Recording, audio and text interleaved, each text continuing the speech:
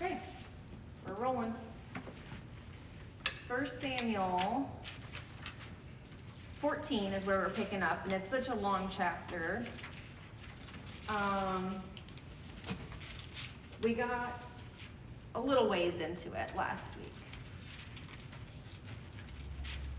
So we'll just do a quick little recap as to what's happening so far, so we can kind of get on the same page. Chapter 13 is kind of where it all starts. We've got Saul, but we also are introduced to his son Jonathan. Jonathan's clearly old enough to be leading his own troop. So that kind of gives us an idea of ages here. And we've got the Philistines that are a serious issue in Israel. Based off of where they tell us the Philistines are at, the Philistines were, I believe, I can't remember if it was northeast or southeast. That's kind of where their home base is, their homeland is. They were all the way over on the west side of Israel's territory. And so they're not just encroaching in the border areas, they're clear all over into Israel and a real thorn in their side. And so we see that Jonathan takes a troop and they go and attack a garrison of Philistines at Geba, and they have a victory. And as a response, the Philistines start assembling this massive army to kind of as a response to that. And instead of Israel being like, okay, God's gonna lead us into this, this great battle, they just start trembling in their boots. They are, literally the text says they are finding any nook and cranny that they can hide themselves in pits and cellars and caves and whatever. They can find themselves a hole to hide in. That's what they're doing as a response. And Saul, he's also trembling in his boots. He retreated over to Gilgal, which is where he was supposed to go. Samuel told him, you need to go there and wait for me for 7 days. I will come and tell you a word from the Lord regarding what you should do. So it's not just any word of the Lord. It's a word of the Lord regarding that particular situation. The situation that is this massive enemy that is amassed against Israel. And Saul gets tired of waiting. And he is like, well, we gotta do something. So he burns some offerings and just is like, we gotta put on a brave face. And because his men were just leaving him every day. He went from 2,000, and at the end we find he has only got 600 left with him. So yeah, he's not doing great so far. And he did not obey the word of the Lord. So when Samuel does come, he's like, what have you done?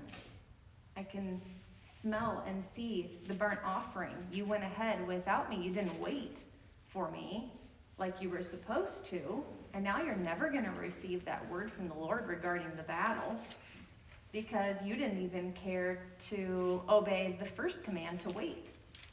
You didn't even wait. And so Samuel tells him that God's judgment on him for that is that Saul's dynasty is cut off.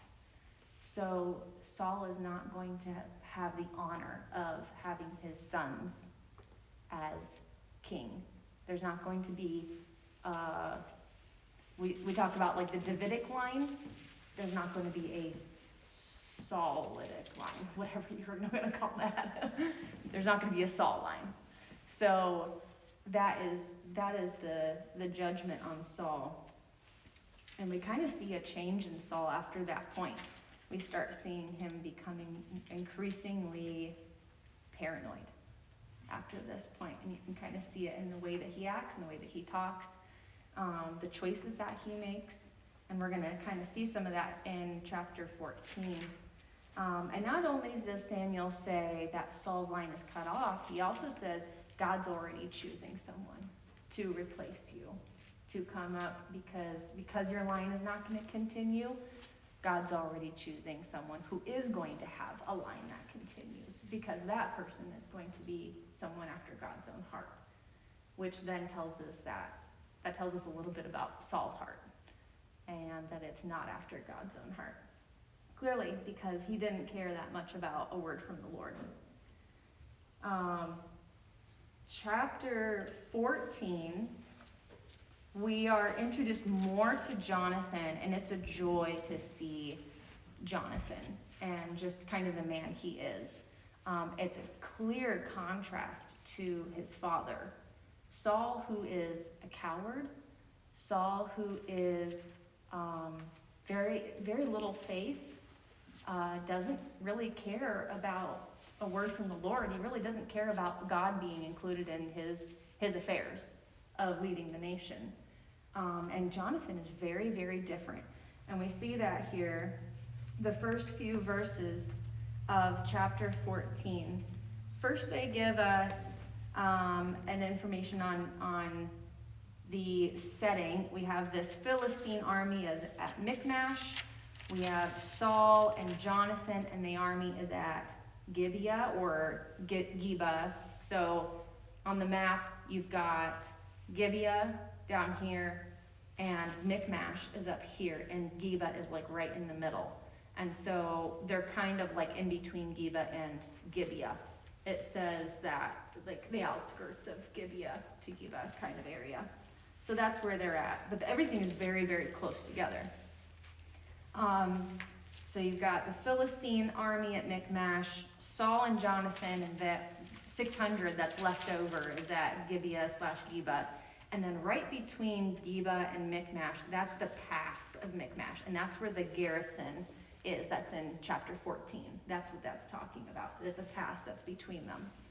And so we've got Jonathan and his armor bearer, and they want to take the fight to the Philistines. And that begs the question of where's Saul in all this? And where is he at? He's sitting under a pomegranate tree, doing nothing. And who's with him? Because he's not alone. You've got Saul, the king whose dynasty has been rejected, and he is sitting with Ahijah. Ahijah is the current high priest, and he is from Eli's line. So he's from the rejected priestly line. So you've got the king whose line has been rejected, and you've got the priest whose line has been rejected, and they're sitting together on a pomegranate tree doing absolutely nothing for Israel. Nothing whatsoever. And so the first 5 verses, the writer kind of says, okay, here's the plan, which, by the way, the plan is secret. Remember, Jonathan doesn't tell his father, and they don't tell the people. So you have the plan, which is secret. Here are the leaders who are rejected. And here's the place, this garrison, this pass of Michmash, and it's impossible because it's got these crags, these big rocky cliffs on both sides. It's just a horrible position to be. If you were in the military, you would not choose that spot to go in and take on an enemy at all. To add to that, Jonathan and the armor bearer are the only 2 going up here. Jonathan's the only one that has a sword. So really not great chances here. But I think that is what makes this so incredible, because we clearly see the hands of the Lord on this matter. Jonathan says, here's what we're going to do. We are going to reveal ourselves to the enemy. Terrible idea right off the bat, Jonathan. We're going to reveal ourselves to the enemy, and God will tell us what to do based off of their response. If they say, stay there, we're coming down to you, then that's exactly what we do. God will give us what we need when that happens. If they say, come on up to us, then that's exactly what we'll do. We'll go up to them, and we know that God will give them into our hands. Because going up to them would mean they would have to climb a very difficult climb. They would be weakened by the time they get up there. And the enemy has the higher ground. They have the advantage. They could do who knows what to Jonathan and their armor bearer. So that is exactly how the plan goes about. The plan is successful.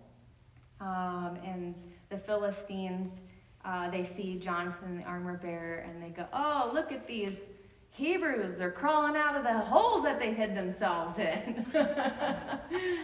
And come on up, we're going to tell you something. Really, it says, we're going to teach you something, like teach you a lesson. And so that's exactly what Jonathan and the armor bearer do. They climb up, and it's they who actually proceed to teach the Philistines a lesson.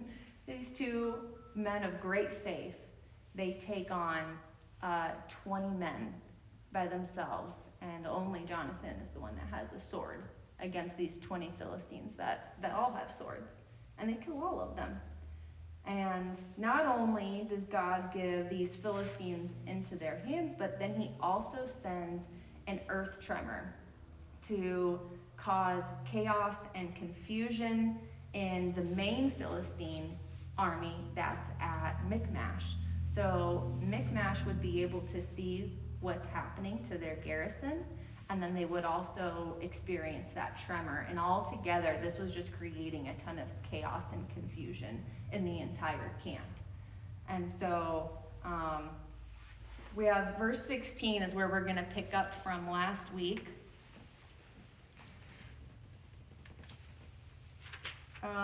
Let's see here.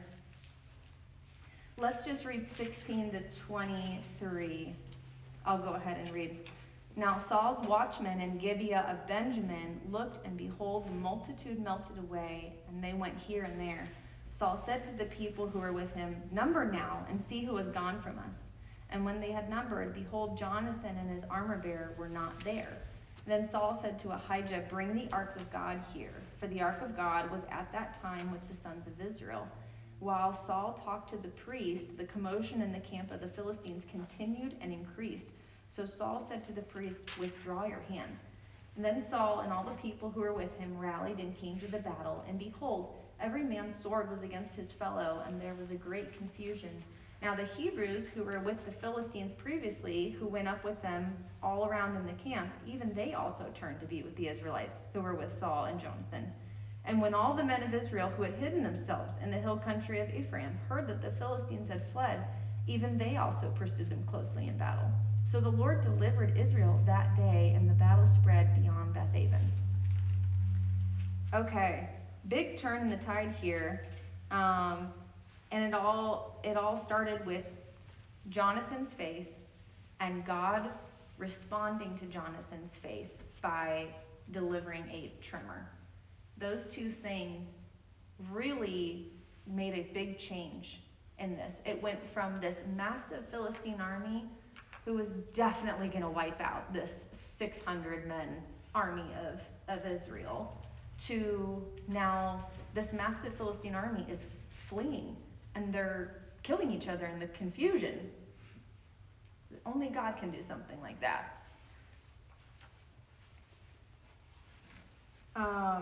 So we see that all this chaos is happening over at Michmash, and like I said, the areas were so close to each other. We see Saul has watchmen in Gibeah, and they can literally see across the distance to what's happening over in Michmash. And they're like, something happened. Something happened. And so Saul says, roll call. We got to take a roll call and see what's going on.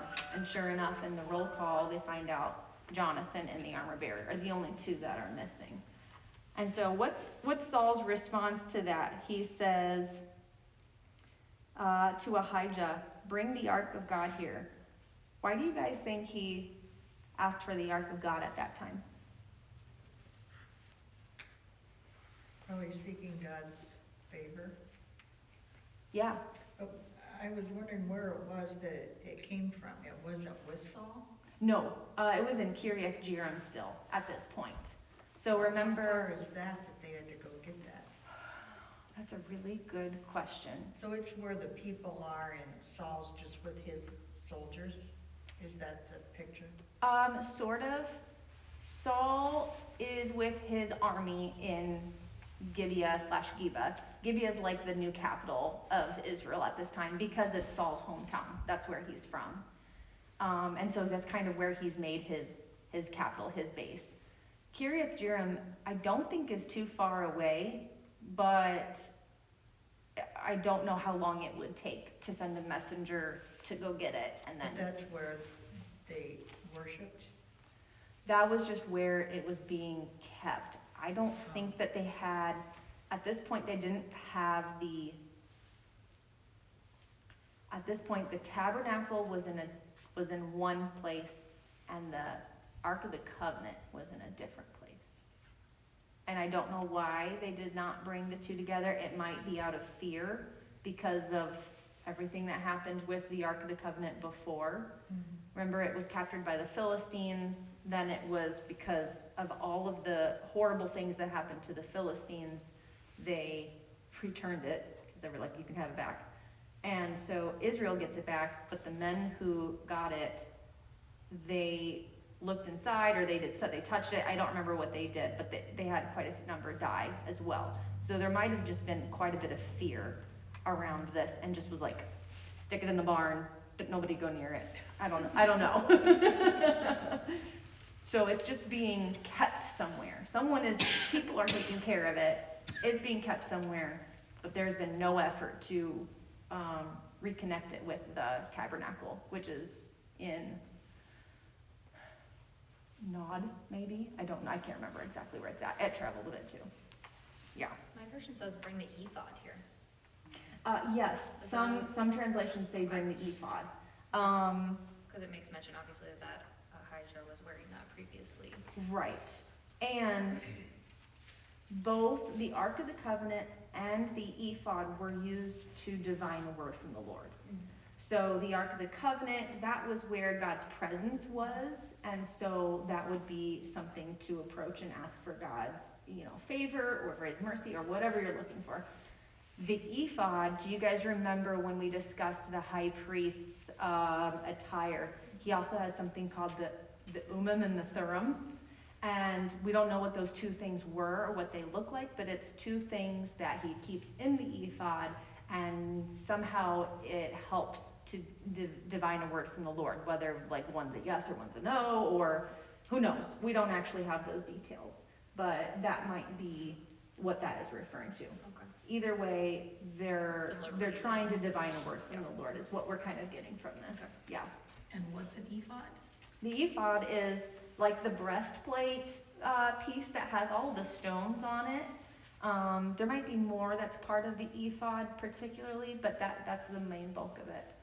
Actually, cool thing, Derek found, let's see, this was last year sometime, maybe last fall, something called Bible Bricks. It was a Kickstarter, and this guy literally made an entire Lego kit of the tabernacle. Every single detail. We've got the high priest, you got Moses, you got all the little things, and it's very cool. We just got it in the mail because it took a long time for the Kickstarter to raise enough money, and then everything had to be designed, built, made over in China, sent over, put the box together. It's really cool. It has the instruction manual that has verses with, so when you put a piece on, that piece is in the Bible, it has the verse that connects to it right there. It's so cool. We haven't put it together yet, but How many pieces is it? I don't know. That's a good question. I'll have to look and see. 100,000. Teeny tiny. Bring it to game night. Yeah. It'll probably be in Derek's office when it's completed, so you guys can see it when it's done. Because Derek's like, it's not really meant to be played with. I think it just needs to go in the office when it's done. But it's pretty cool. Yeah. So yeah, I think you're right about that they were wanting to kind of divine a word from the Lord. So good on Saul for trying for actually asking for a word from God in this situation. The other option is that he was wanting to use it, if it was the ark and not the ephod, kind of like a magic talisman thing, kind of like how Israel did in the past. being like, hey, here's what we're gonna do. We're gonna use it as this magic trophy, and it'll definitely give us the battle because the magic box. Hopefully that's not what he was trying to do, and that he had learned his lesson from history, but we don't know. Not really sure why. But apparently, there's such a commotion going on in the Philistine camp that Saul's like, forget it. Forget it. It's gonna take too long to get whatever it is. We're going in. Everybody all in. And so all the Israelites, they rally into battle, and we even learn that there are other people that are added to Saul's 600 men. You've got, verse 21 says, the Hebrews that were previously with the Philistines. So this is interesting because it calls them Hebrews and not Israelites. And I think it's almost maybe demeaning. I'm not sure if that's the right word, but it is a different term because it's people that have literally abandoned Israel and went and were like slaves to the Philistines out of survival, basically. They just were trying to like keep themselves alive, and so they said, forget Israel, that's not where it's at. Defecting over to the Philistines will be your slaves if you keep us alive. Is Hebrew in general of that? Like they're... Not in general. Okay. But I think because typically Israelite is the term that's used here, for them to specifically use Hebrew, I don't know if, like I said, I don't know if demeaning is quite the right word, but it is differentiating them from the rest of Israel, in a way, yeah. So you've got them who even turn on the people that they defected to, and they're now attacking the Philistines. And then you've got all the people that went and hid themselves in all the nook and crannies of Israel. They're coming out of their holes, and they're joining everybody. So Saul's army of 600 is now growing because everyone's encouraged by seeing that to them it probably looked like God is in this battle. Because there's absolutely nothing else that would make the Philistine army be doing what they're doing right now. And so clearly we see God's in this battle, and so they're coming out to join. And verse 23, the credit rightly goes to the Lord. It's the Lord who delivered Israel that day. He uses men of faith like Jonathan, and he even uses the trembling 600 who are shaking in their boots. But ultimately it is God who fought that battle for them and won it for them, for Israel, and he delivered Israel that day. And then the rest of our story begins here in verse 24 and goes all the way to 46. And it's a stark contrast to where we're left off in verse 23. So verse 23 is this great victory. Things are on the up. God's delivered Israel. And then what do you see in verse 24? Now the men of Israel were hard pressed on that day. Why? Because Saul had put the people under oath, saying, cursed be the man who eats food before evening, and until I have avenged myself on my enemies. And so none of the people tasted food. Wow. We have this amazing thing that God has done. We have Jonathan, a man of faith, who said, God can use a lot of people, he can use a few people. God's not limited by the number of people who are willing to obey him. So he and one other person, they stepped forward. God did amazing things on this day. But then we have Saul and his foolish order here. His command that no one is going to eat food until I have my vengeance on my enemies. So what's he done now? These poor men, they could be thinking about God's great victory that day. But instead, what are they thinking about? How hungry they are. How hungry they are. They're thinking about how hungry they are, and then they're thinking about Saul's threat of death because of that hunger. That seems like a foolish thing to do to an army. It is.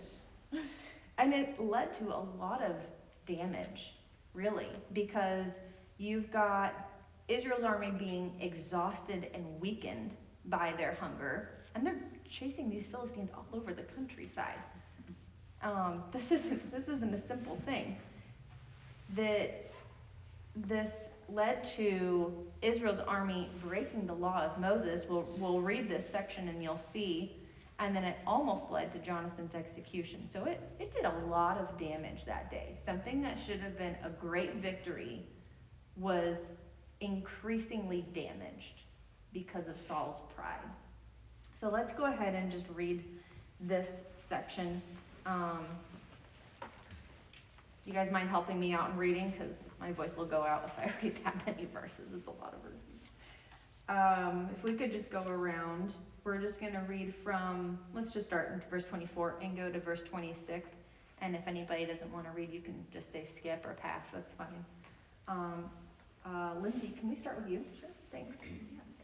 Now the men of Israel were pressed to exhaustion that day, because Saul placed under them an oath, saying, "Let a curse fall on anyone who eats before evening, before I have full revenge of my enemies." So no one ate anything all day.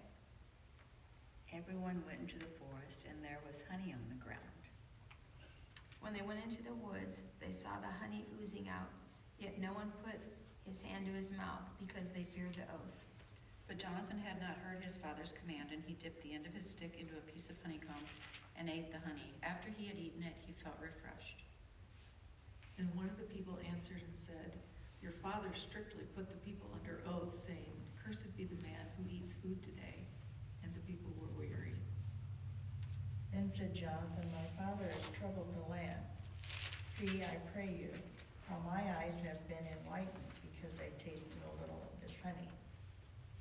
How much more, if only the people had eaten freely today of the spoil of their enemies, which they found, for now the slaughter among the Philistines has not been great. That day, after the Israelites had struck down the Philistines from Michmash to whatever you said, they were exhausted. Yes. They pounced on the plunder, and taking sheep, cattlemen and calves, they butchered them on the ground and ate them together with the blood. Then they told Saul, saying, "Behold, the people are sinning against the Lord by eating with the blood." And he said, "You have acted treacherously. Roll a great stone to me today." Then go out among the troops and tell them, "Bring the cattle, sheep, and goats here to me. Kill them here and drain the blood before you eat them. Do not sin against the Lord by eating meat with the blood still in it." So that night all the troops brought their animals and slaughtered them there. Then Saul built an altar to the Lord. It was the first time he had built an altar to the Lord. Saul said, "Let us go down after the Philistines by night and plunder them till dawn, and let us not leave one of them alive." "Do whatever seems best to you," they replied. But the priest said, "Let us inquire of God here." So Saul asked God, "Should we go after the Philistines? Will you help us defeat them?" But God made no reply that day. And Saul said, "Draw near here, all you chiefs of the people, and investigate and see how this sin has happened today." "For as the Lord liveth, who saved Israel, though it be in Jonathan my son, he shall surely die." Then he said to all Israel, "You shall be on one side, and I and Jonathan, my son, will be on the other side." And the people said to Saul, "Do what seems good to you." Then Saul prayed to the Lord, the God of Israel, "Give me the right answer." And Jonathan and Saul were taken by lot, and the men were cleared. Saul said, "Cast the lot between me and Jonathan, my son." And Jonathan was taken. I'll just go ahead and finish it. Then Saul said to Jonathan, "Tell me what you have done." So Jonathan told him and said, "I indeed tasted a little honey with the end of my staff that was in my hand. Here I am, I must die." Saul said, "May God do this to me and more also, for you shall surely die, Jonathan." But the people said to Saul, "Must Jonathan die, who has brought about this great deliverance in Israel? Far from it. As the Lord lives, not one hair of his head shall fall to the ground, for he has worked with God this day. And so the people rescued Jonathan, and he did not die. And then Saul went up from pursuing the Philistines, and the Philistines went to their own place.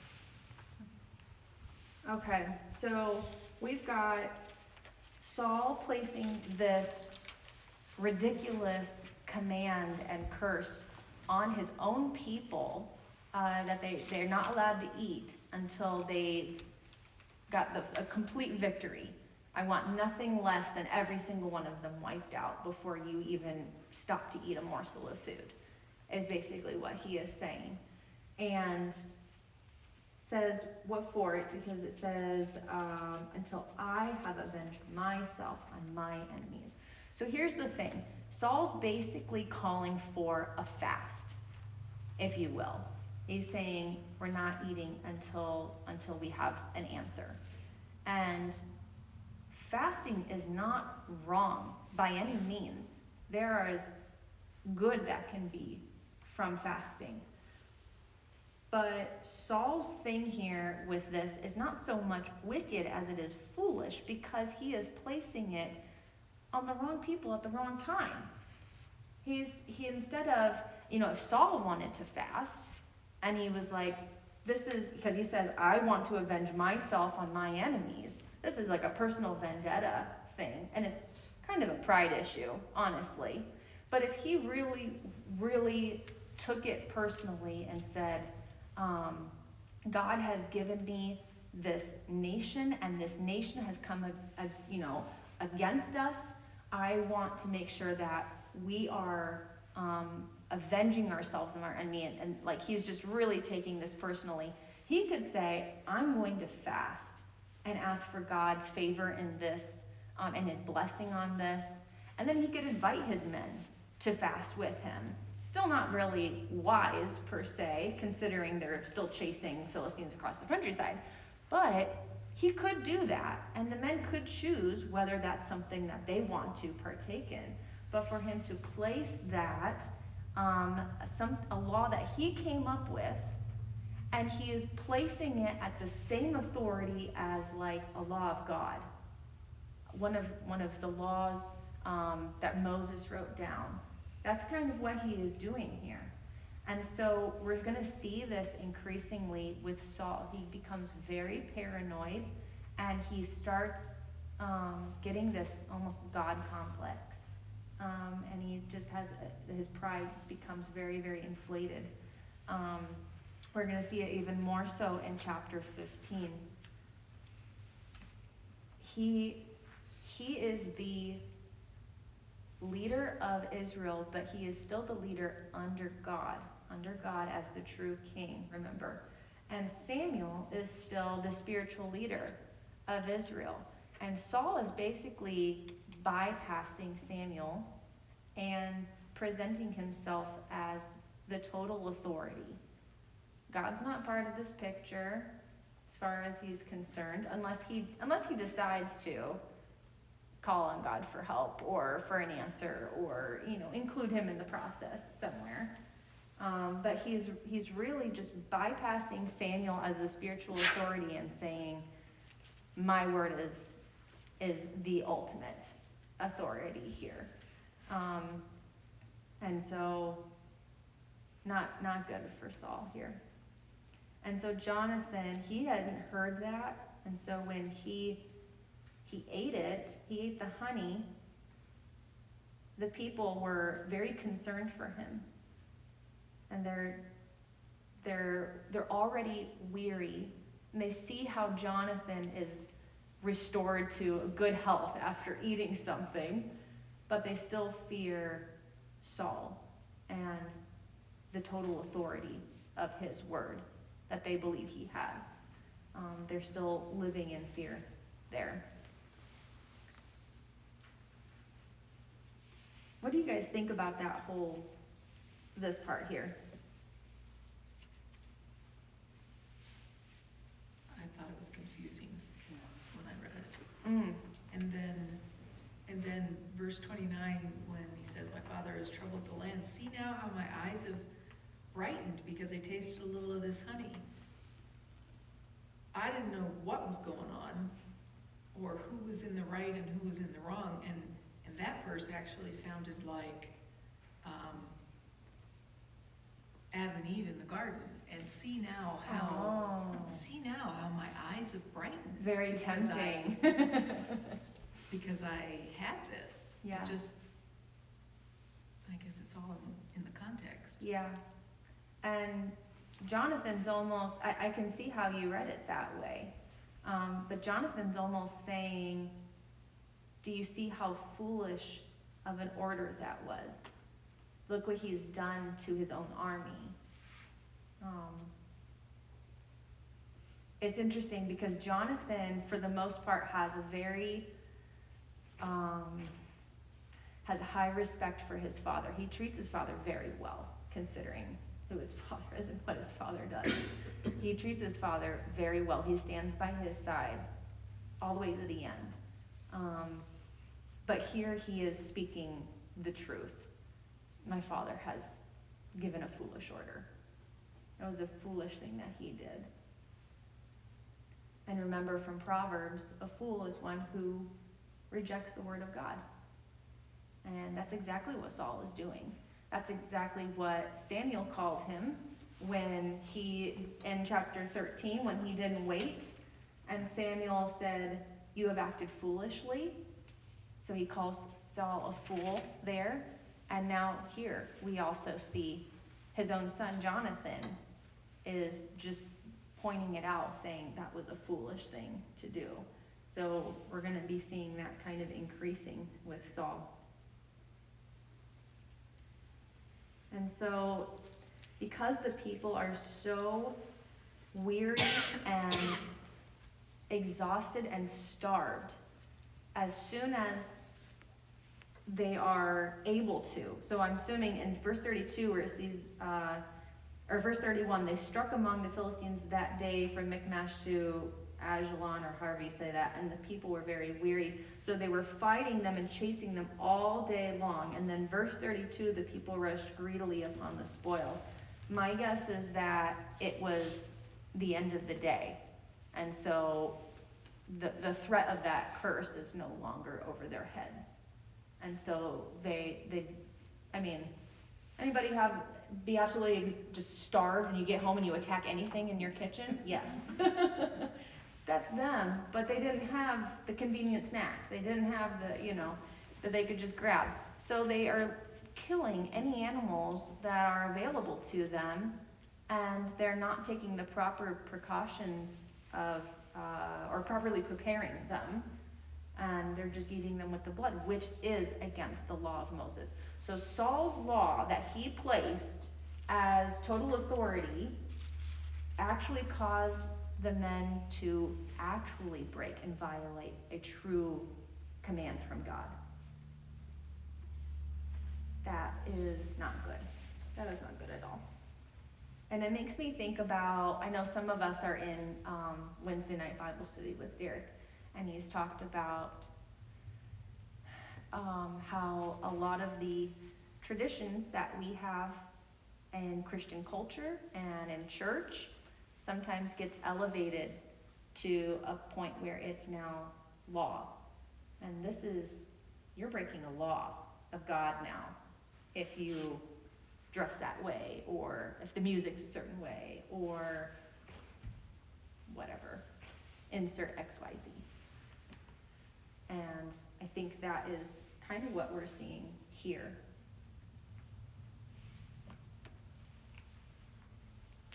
And so look at Saul's response when he finds out what the people did. The end of verse 33, and he says, "You have acted treacherously." Does anybody's translation say anything different? Unfaithful. Unfaithful. You've been unfaithful. Unfaithful. Mine just says, that is very wrong. I guess. Hit it on the head there. Underwhelming. Yeah, a little bit. I like, well, I guess I don't like, but the word treacherously or unfaithful, like in Marcia's, translation, who does that speak to? Treacherous to who? Unfaithful to who? Really, they broke God's law, but Saul is saying, you have acted against me. You've acted against me. And this is kind of that paranoia that's coming through, where he believes that people are out to get him, almost. They're acting against him. And that's kind of what he's saying here. And so he does create a provision for the people. It says, roll a great stone to me. And so then he provides a place for the people to properly butcher the meat, to consume it properly in accordance to God's law. So really, the people were violating God's law because of Saul. But he takes it as a, look what you've done to me. But then he provides something for them to Yes. do it right before God. Yes. Ah, I know, a little bit of bipolar. so much. What does he mean by saying, roll a great stone to me? Right, so the people were butchering the animals on the ground and just eating it in Yeah. the blood.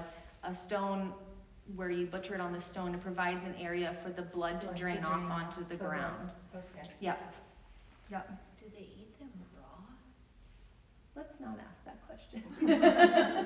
I don't know, and I don't want to know. Okay. But then we see, verse 35, Saul built his very first altar to the Lord. He's been reigning for a few years now, and this is the very first altar that he's built. Where are your priorities at, Saul? I don't think that they're right. And then 36, Saul wants to keep the momentum going. Let's do a midnight raid. Everybody's already eaten some raw meat. Let's keep going. Let's go. And the people, they say, okay, do what seems good to you. We're okay with it. And the priest says, first let's ask God first. And so Saul's like, okay, fine, we'll ask God. Should I go down after the Philistines? Will you give them into the hand of Israel? Oh, but God doesn't answer him. No, yes, no, nothing. No answer, just crickets. And so that leads Saul to believe there's sin in the camp. Because God that's pretty typical. God doesn't answer, or he gives a bad response. Either way, the lack of a good answer for Saul was enough to suspect that something was up. And so he wants to do that by lots. They cast lots. And sure enough, it's Jonathan. But look at what he said in verse 39. For as the Lord lives, who delivers Israel, though it is in Jonathan my son, he shall surely die. Do you know what that reminds me of? I know we haven't covered this because we didn't go through Judges. But in Judges, there was a judge named Jephthah. And Jephthah, I can't remember the whole story, but he basically makes a promise to God that the first thing that comes out of his house, he was going to sacrifice to the Lord as an offering. And it ends up being his daughter. And so that's exactly what happens. And he does go through with it. But it's kind of an example of the foolishness that can come out of your mouth. In the moment when we are high in emotions and maybe even zealous. You could even think of Saul as being zealous in this moment. I am ready to go vanquish and just go exterminate those Philistines. We're ready to go. I have all the zeal, and something in this camp is holding me back. Someone's sin is holding me back. I will make sure that person pays for their sin so that I can keep going after my enemies. He has no thought of maybe the sin is his? No. Oh God, no. Oh, absolutely not. Yeah, and isn't that the irony? I think you've hit it on the head there, Sarah. The irony is, he's looking for sin in everyone else. Doesn't even think about what he's done. And so Jonathan is now on the chopping block. His own son, the one who brought the deliverance about for Israel. Well, God brought the deliverance, but he was kind of the instigator there, the one with faith. And interestingly, I think the people's response is very interesting, because at first, a couple times now, we've seen them say, do what seems good to you. Do what seems good to you. We saw that a couple of times now. So the people are just kind of like, Saul's doing his own thing, just let Saul be Saul. And now, when it's Jonathan on the chopping block, boy, they're not going to let that happen. They are all up in arms. They will go toe-to-toe with the king for Jonathan's sake, because he has worked with God that day, because he was a man of great faith that day, and because he encouraged them. He was the one that was pointing out that his own father's command was unwise, and was showing them, like, look, God has provided honey for us to restore our health, to restore our energy, so that we can chase after the Philistines. God did not hold that back from us. He provided it. The honey was on the ground.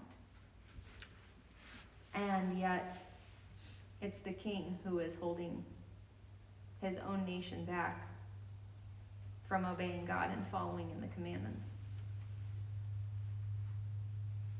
And so, verse 46, we see that in all this happening where they're waiting for God to answer, he doesn't answer, they're figuring out where the sin is and everything, in all that time, the Philistines escape. Saul gets up and he starts pursuing them as soon as he can, but it's too late now. The Philistines have already made it back to home base. They're in the clear. And so he's wasted all that time, and it was all because of his foolish order of nobody eating anything. And so he did great damage to Israel that day. What are your thoughts on this section here? I was surprised that the people would go against the king. Mm-hmm. I didn't know that was done with much success. Yeah, you don't really see that often. So it must have been everybody, or Yes, I think you're or he right. would have had the last say as king, I would have thought. Right. But if even his own men that he would have ordered to make the kill were choosing to go against him, then, and maybe he didn't, maybe in his heart he's like, I don't want to do this. Sure. And that gave him an out. Yeah. But you're right, we don't see that very often.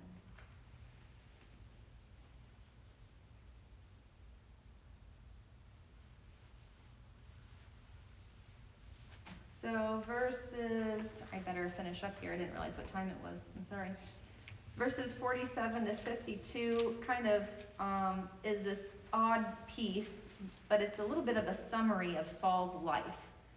Normally, you see a summary like this at the end of someone's reign.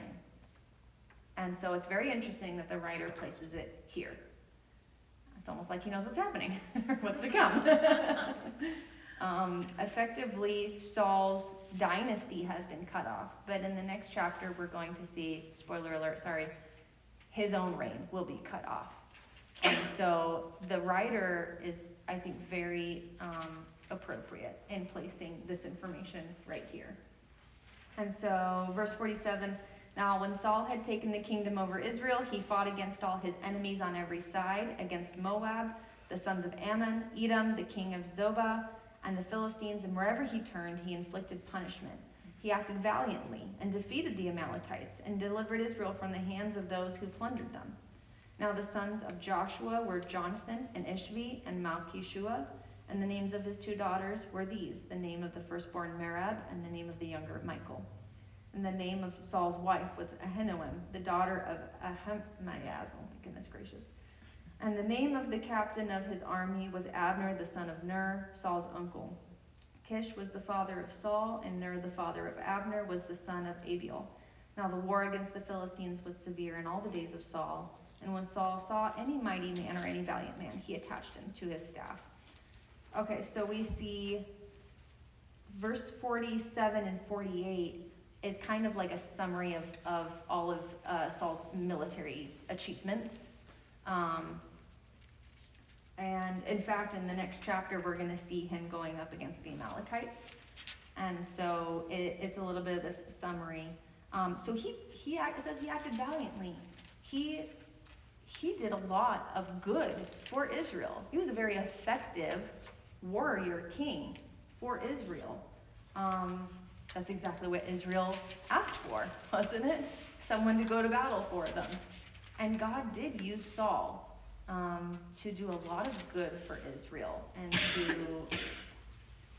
to bring judgment to a lot of the foreign nations in that time. But I think we definitely would have seen a lot more out of Saul had he obeyed the word of the Lord. He could have done so much more. And unfortunately, Israel was never free from its enemies because they were not taken care of completely. In verse 49, 50, and 51 is kind of this little short note providing info about Saul's family. You've got 3 of Saul's sons are listed here: Jonathan, Ishvi, and Malchishua. Ishvi has another name elsewhere. It's Ishbosheth, and that's in 2 Samuel 2. And so it's the same person if you come across it. But he also had another son named Abinadab, and I don't know why he's not mentioned here. The reason is unclear for his omission, but it's possible that he was the son of a concubine, and maybe that's why he wasn't listed with his sons and daughters under Saul's wife, Ahinoam. So that might be why. And then we can see this is a common practice in the Near East, and was then, still is today, for the government leader to have family members as kind of part of the administration, or his government, have government positions. And so we see his cousin. Yes, Abner is his cousin. And so he's the captain of his army. So he's kind of got this circle around him. And then in verse 52, it says that anytime he saw a valiant man, he attached him to his staff. And so I guess that's a wise thing to do. But I think it's interesting because later when we read about David didn't have to go about grabbing people and taking them and adding them to his staff. People volunteered to be with David. Huge difference there. But also, interesting thing about verse 52 is it literally fulfills the prophecy that was placed when people were asking for a king. And Samuel's like, do you know what you're getting yourself into? He's going to take the best of your land. He's going to take the best of this, the best of that. He's going to take the best of your sons and daughters. Your sons will be added to his army. Your daughters will be his bakers and his et cetera, et cetera. And this is exactly happening, exactly how Samuel laid it out for them. There he is. He's grabbing anything that he deems as best and he's attaching it to himself. So, any questions on this chapter or any thoughts on this chapter?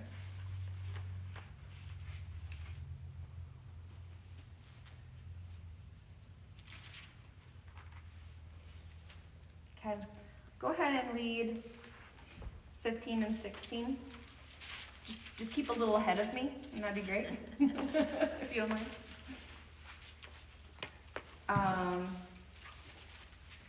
As a reminder, I'm gonna get my calendar up so that I can remember. in 2 weeks' time, we'll have the Galentines in place of the ladies' Bible study.